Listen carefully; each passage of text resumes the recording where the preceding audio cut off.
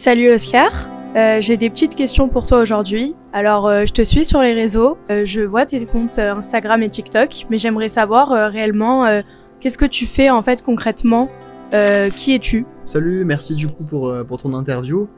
Écoute, moi je suis Oscar Langlais, donc je suis coach pour les parents d'enfants atypiques et notamment des parents d'enfants TDAH avec le côté aussi hypersensible, au potentiel et tout ce qui va toucher autour de la neuroatypie et tous les troubles neurodéveloppementaux. Donc pour expliquer rapidement mon histoire, en fait j'ai moi-même été diagnostiqué assez tôt avec le TDAH, un trouble de l'opposition et un profil du coup HP et de l'hypersensibilité. Ok, alors juste en 2 mots, tu peux m'expliquer le TDAH? Alors le TDAH, c'est le trouble du déficit de l'attention avec ou sans hyperactivité. C'est un trouble neurodéveloppemental qui touche environ 5% de la population.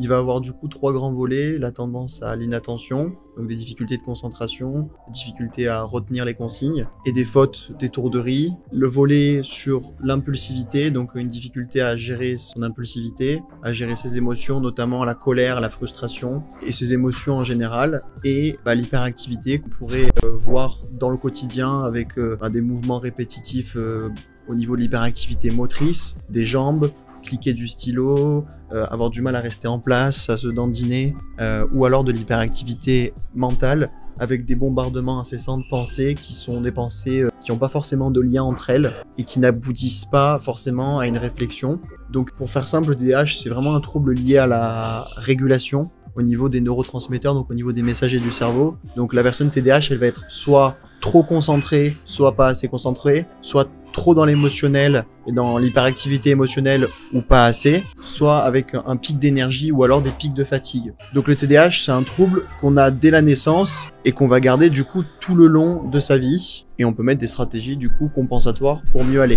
Donc dans les conséquences secondaires, il va avoir des difficultés au niveau organisationnel, au niveau de l'anticipation, une mauvaise notion du temps, des oublis fréquents de clés, de matériel et des difficultés dans les relations, notamment dans les relations amicales, amoureuses ou au niveau scolaire ou professionnel. Et sur du long terme, ça va souvent donner des personnes qui peuvent manquer en grande partie d'estime d'elles-mêmes et de confiance en elles-mêmes parce qu'elles ont toujours été un peu pointées du doigt et qu'on leur a souvent reproché leur comportement. Ok, mais alors du coup, en quoi ça consiste réellement le métier de coach? Donc c'est une très bonne question parce que le mot coach, c'est un mot un peu valise, un peu fourre-tout, on met tout et n'importe quoi.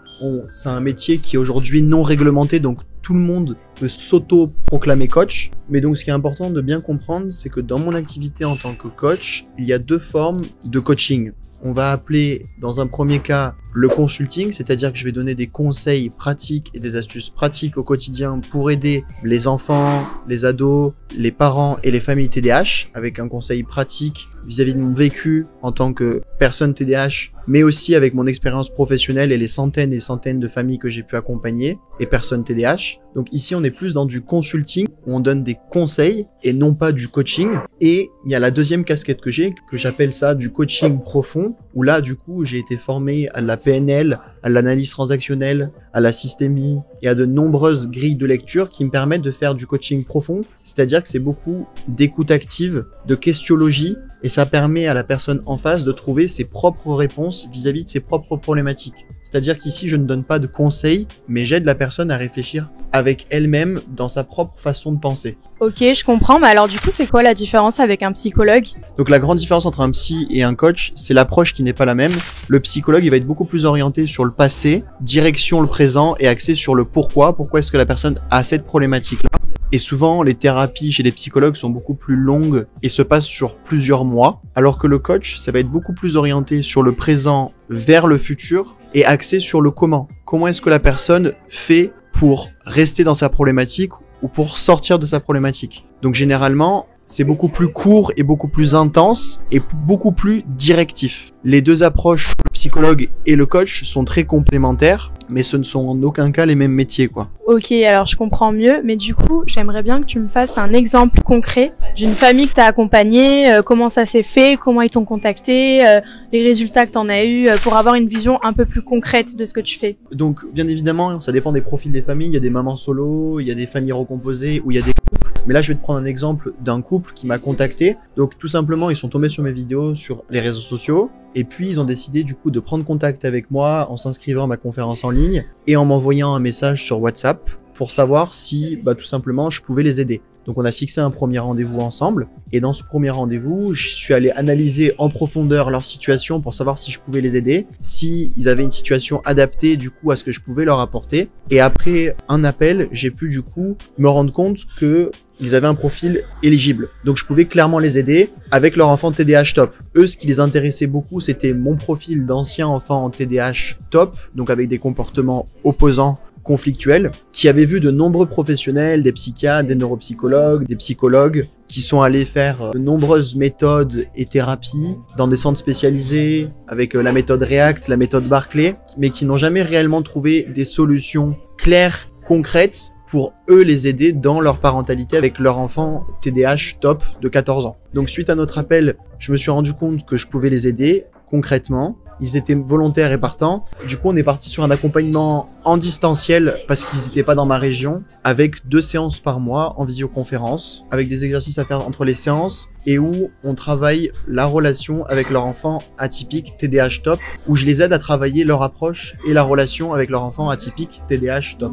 Donc ces parents, ils ont eu de magnifiques résultats. Ils ont pu déjà mieux comprendre en profondeur le fonctionnement de leur enfant à travers du coup mon histoire, mon parcours, à travers également les outils que j'ai pu leur apporter, des outils de communication, des outils de psychoéducation, des outils qui leur ont vraiment permis de retrouver du coup un épanouissement, une sérénité et de faire diminuer les crises, les tensions et l'opposition en fait avec leur enfant qui était devenu très conflictuel, avec un climat familial tendu où il y avait beaucoup de cris, de frustration et où ces parents-là avaient eu l'impression d'être abandonnés par les professionnels de santé sans avoir le mode d'emploi en fait de leur enfant. Donc à la fin de l'accompagnement, ils ont pu retrouver du coup un apaisement, une sérénité, améliorer la relation et aider leur enfant TDAH top dans sa confiance en lui, dans son bien-être et dans son parcours personnel et scolaire. Ok, du coup je comprends mieux, mais alors pourquoi est-ce qu'on se dirigerait vers toi et pas quelqu'un d'autre? Donc c'est une bonne question à se poser, effectivement. Merci de l'avoir posé. Tout simplement parce que j'ai exactement le même profil que votre enfant, donc je sais exactement ce que vous vivez à la maison, les conflits, les incompréhensions, les disputes, et que j'ai vraiment l'expérience et le vécu par rapport à la plupart des professionnels que vous avez sûrement dû voir. J'ai moi-même du coup réussi à gérer mon TDAH, mon opposition et toute mon atypie, et j'en ai fait une réelle force aujourd'hui. Donc je vous explique concrètement quelles ont été les méthodes, les astuces que j'ai pu mettre en place pour du coup me sentir beaucoup mieux moi dans ma peau et pour évoluer positivement et sereinement avec ma famille, dans ma carrière professionnelle et même dans mes relations. Donc si mon histoire te parle, que tu veux travailler avec moi, que tu en as marre de tourner en rond avec des professionnels qui ne t'aident pas et que tu es frustré de ne pas pouvoir aider concrètement ton enfant au quotidien, que tu as peur pour son avenir et que tu veux vraiment avancer, je t'invite à m'envoyer un message pour que j'étudie ta demande et voir si on peut potentiellement travailler ensemble. Réserve ton appel en cliquant sur le lien dans ma biographie. Bon bah écoute, merci d'avoir répondu à toutes mes questions et j'espère que ça a pu en éclairer certains. Et on se revoit la prochaine fois pour un café FAQ. Merci beaucoup et à la prochaine. Salut le renard.